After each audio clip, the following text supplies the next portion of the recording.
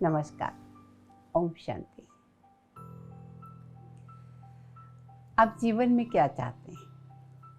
आप कहेंगे प्रेम चाहते हैं, शांति चाहते हैं, सुख चाहते हैं, अच्छाई चाहते हैं।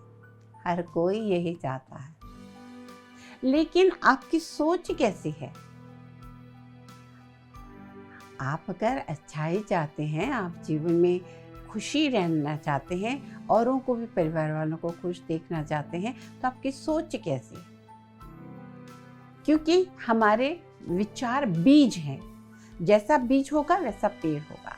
एक झाड़ के नीचे 3 राहगीर बैठे थे। तीनों को लंबी यात्रा पे जाना था।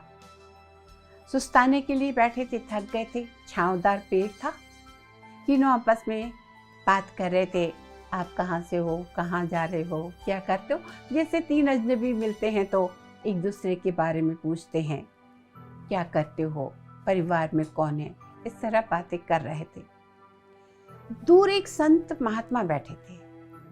उन्होंने देखा कि है तो तीनों राहगीर, लेकिन एक बहुत थका हुआ, उदास और निराश लग रहा है। एक दूसरा जो राहगीर है वो थोड़ा निराश तो है, लेकिन थका हुआ उतना नहीं लग रहा। और जो तीसरा है वो बड़े आनंद में, बड़ा शांत चित्त और धैर्यता से सुन रहा है, मुस्कुरा रहा है, बात कर रहा है। थोड़ी देर महात्मा जी देखते रहे। अब फिर उन्होंने हाथ करके उन तीनों को बुलाया। तीनों आए, प्रणाम किया। कहा, मैं आप लोगों से एक प्रश्न पूछना चाहता हूँ, आप तीनों से। आप तीनों के पास झोले हैं 2-2।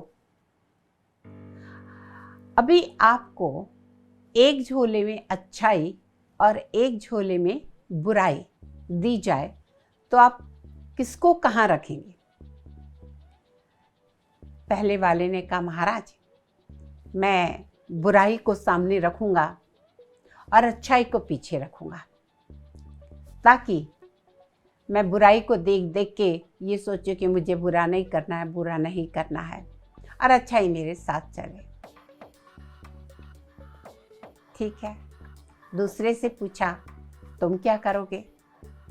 उसने कहा, महाराज मैं अच्छाई को सामने रखूंगा, बुराई का झोला वो पीछे रखूंगा, ताकि मैं अच्छाई देख देख के ये सोचूं कि मुझे जीवन में अच्छे कर्म करने हैं और बुराई को पीछे छोड़ते चलना है। बुराई को साथ में नहीं लेना है, यानी जो बीती हुई बातें हैं उन्हें बार बार याद करके दुखी नहीं होना है। कहा, बहुत अच्छी बात है।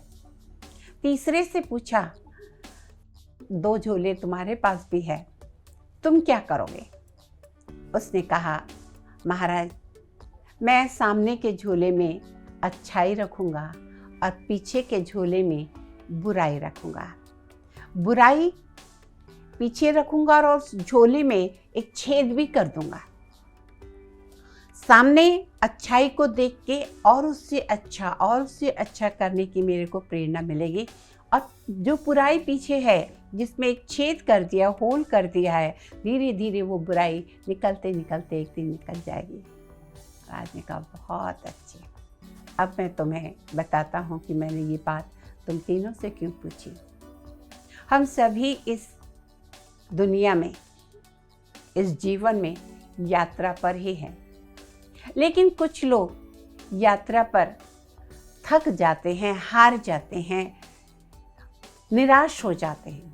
जो पहले वाले व्यक्ति ने कहा कि मैं सामने अच्छाई को रखूंगा, पीछे बुराई को रखूंगा। ठीक है, अच्छाई को रखोगे, बुराई को पीछे रखोगे, लेकिन बुराई को करेक्ट करने के लिए भी तो ये होना चाहिए कि मेरे में क्या कमी है जिसे मुझे पूरा करना है। इसलिए मैंने दूर से देखा कि ये बहुत थका हारा और निराश था। जीवन में हमारे लक्ष्य होना चाहिए कि हमें करना क्या है। दूसरे ने कहा कि मैं सामने बुराई को रखूंगा ताकि बुराई को मिटाते जाऊं और अच्छाई मुझ में आते जाए। थका हुआ ये भी लग रहा है, थोड़ा निराश लग रहा है, लेकिन तुम्हारे जैसे ये चूर चूर नहीं हुआ है, क्योंकि इसके लक्ष्य है। और तीसरा देखो कितने आनंद में है।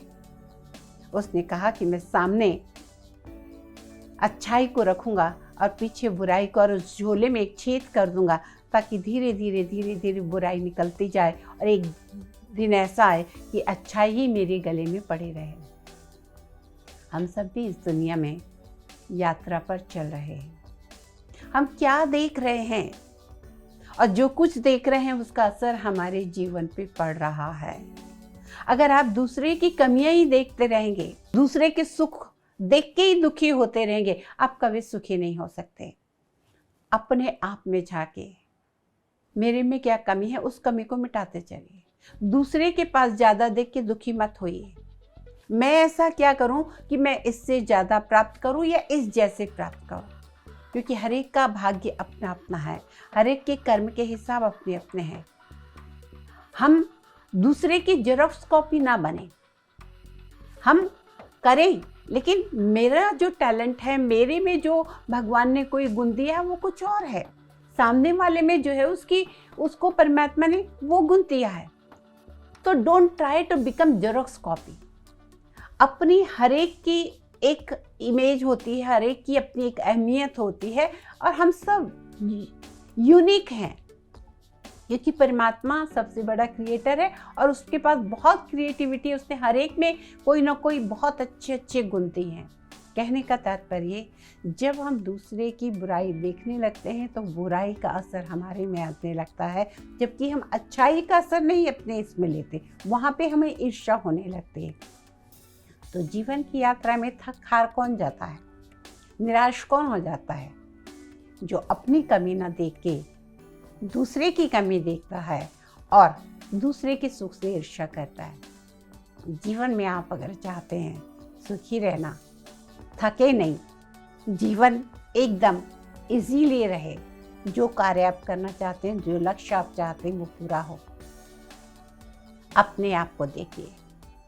बुरा जो देखन में चला बुरा न मिलिया कोई, जो दिल को जो आपनो मुझसे बुरा न कोई। कबीर बनने की कोशिश करिए, बाकी तो सारी दुनिया वही कर रही है।